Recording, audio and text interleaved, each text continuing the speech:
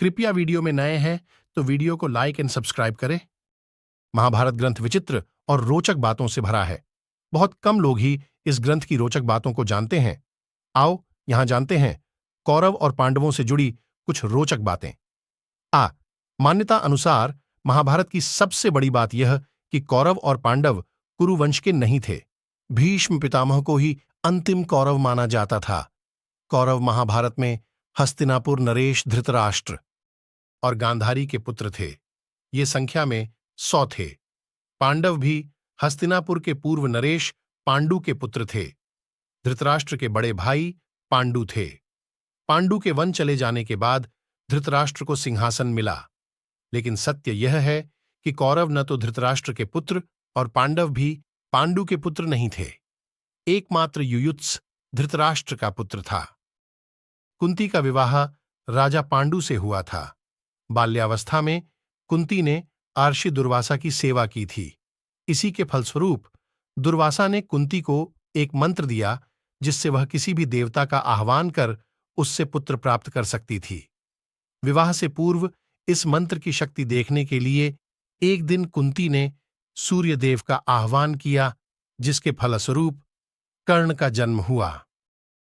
किंदम नामक आर्षि के श्राप के चलते कुंती और माद्री पांडु के साथ ही वन में रहने लगीं। जब पांडु को आर्षि दुर्वासा द्वारा कुंती को दिए गए मंत्र के बारे में पता चला तो उन्होंने कुंती से धर्मराज का आवाहन करने के लिए कहा, जिसके फलस्वरूप धर्मराज युधिष्ठिर का जन्म हुआ।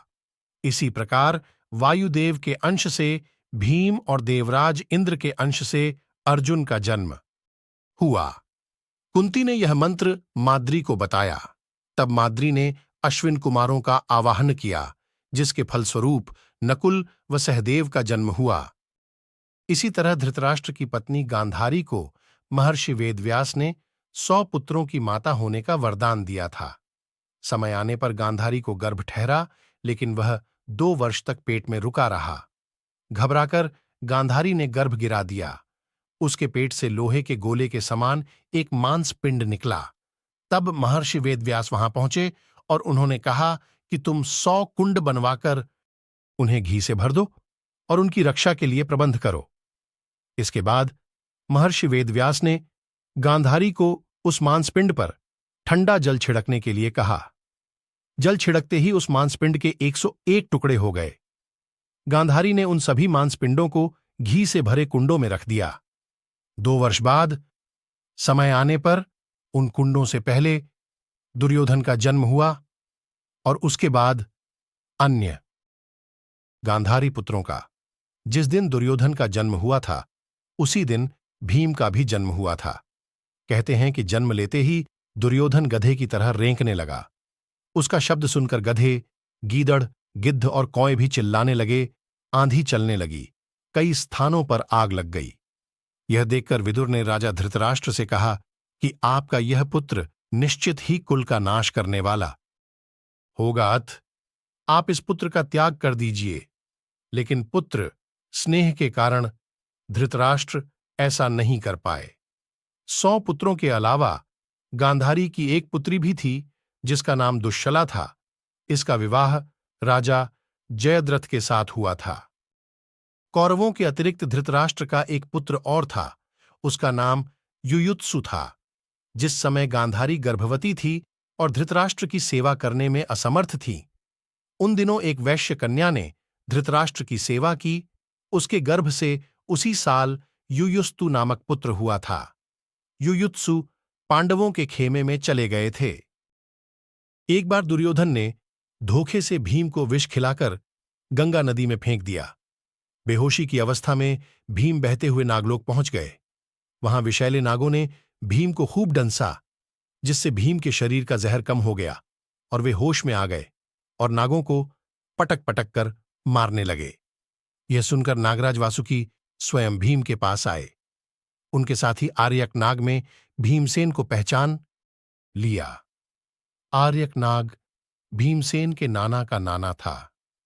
आर्यक नाग ने प्रसन्न होकर भीम को हजारों हाथियों का बल प्रदान करने वाले कुंडों का रस पिलाया, जिससे भीमसेन और भी शक्तिशाली हो गए। द्रोणाचार्य अपने पुत्र अश्वत्थामा को अधिक प्रेम करते थे। उन्होंने शिष्यों को पानी लाने के लिए जो बर्तन दिए थे, उनमें औरों के तो देर से भरते, लेकिन अश्वत्थामा का बर्तन सबसे पहले भर जाता, जिससे वह अपने पिता के पास पहले पहुंचकर गुप्त रहस्य सीख लेता। यह बात जब अर्जुन को समझ में आई, तो वह वारुणास्त्र से अपना बर्तन झटपट भरकर द्रोणाचार्य के पास पहुंच जाता। यही कारण था कि अर्जुन और अश्वत्थामा की शिक्षा एक समान हुई। जब पांडव वारणावत जाने लगे, तो विदुर जी ने युधिष्ठिर को सांकेतिक भाषा में उस महल का रहस्य युधिष्ठिर को बता दिया और उससे बचने के उपाय भी दिए। दरअसल यह महल लाख का बनाया गया था, जिसमें आग लगाकर पांडवों को मारने की योजना था। विदुर जी द्वारा सतर्क कर दिए जाने के बाद एक दिन कुंती ने ब्राह्मणभोज कराया। जब सब लोग खा पी कर चले गए, तो वहां एक भील स्त्री अपने 5 पुत्रों के साथ भोजन मांगने आई और वे सब उस रात वहीं सो गए। उसी रात भीम ने स्वयं महल में आग लगा दी और गुप्त रास्ते से बाहर निकल गए। लोगों ने जब सुबह भील स्त्री और अन्य 5 शव देखे, तो उन्हें लगा कि पांडव कुंती सहित जलकर मर गए हैं। भीम ने दुर्योधन की जंघा उतार दी थी। वह खून में लथपथ होकर रणभूमि पर गिरा हुआ था। भूमि पर गिरे हुए ही उसने श्रीकृष्ण की ओर देखते हुए अपने हाथ की 3 अंगुलियों को बार बार उठाकर कुछ बताने का प्रयास किया। ऐसे में श्रीकृष्ण उसके पास गए और कहने लगे कि क्या तुम कुछ कहना चाहते हो?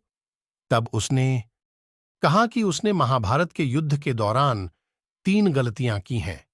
इन्हीं गलतियों के कारण वह युद्ध नहीं जीत सका और उसका यह हाल हुआ है। यदि वह पहले ही इन गलतियों को पहचान लेता, तो आज जीत का ताज उसके सिर होता। श्रीकृष्ण ने सहजता से दुर्योधन से उसकी उन 3 गलतियों के बारे में पूछा, तो उसने बताया। पहली गलती यह थी कि उसने स्वयं नारायण के स्थान पर उनकी नारायणी सेना को चुना। दूसरी गलती उसने यह बताई कि अपनी माता के लाख कहने पर भी वह उनके सामने पेडिडीडीएच के पत्तों से बना लंगोट पहनकर गया। तीसरी गलती ये थी कि युद्ध में आखिर में जाने की भूल की। यदि वह पहले ही जाता, तो कई बातों को समझ सकता था और शायद उसके भाई और मित्रों की जान बच जाती। श्रीकृष्ण ने विनम्रता से दुर्योधन की यह सारी बात सुनी। फिर उन्होंने उससे कहा, तुम्हारी हार का मुख्य कारण तुम्हारा अधर्मी व्यवहार और अपनी ही कुलवधू का वस्त्रहरण करवाना था। तुमने स्वयं अपने कर्मों से अपना भाग्य लिखा। अर्जुन भगवान श्रीकृष्ण के जीजा थे, तो दूसरी ओर श्रीकृष्ण दुर्योधन के समधी थे। अर्जुन ने श्रीकृष्ण की बहन सुभद्रा से विवाह किया था। दुर्योधन की पुत्री लक्ष्मणा ने श्रीकृष्ण के पुत्र सांब से प्रेम विवाह किया था। अर्जुन की माता कुंती भगवान श्रीकृष्ण की बुआ अर्थात वसुदेव जी की बहन थी। अर्जुन पुत्र अभिमन्यु की पत्नी वत्सला श्रीकृष्ण के भाई बलराम की बेटी थी। अब सोचिए, इन सभी का आपस में क्या रिश्ता हुआ।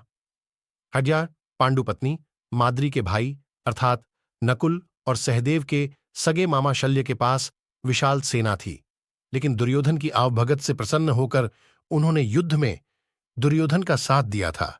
दुर्योधन को अपने खुद के मामा शकुनी का भी साथ मिला था।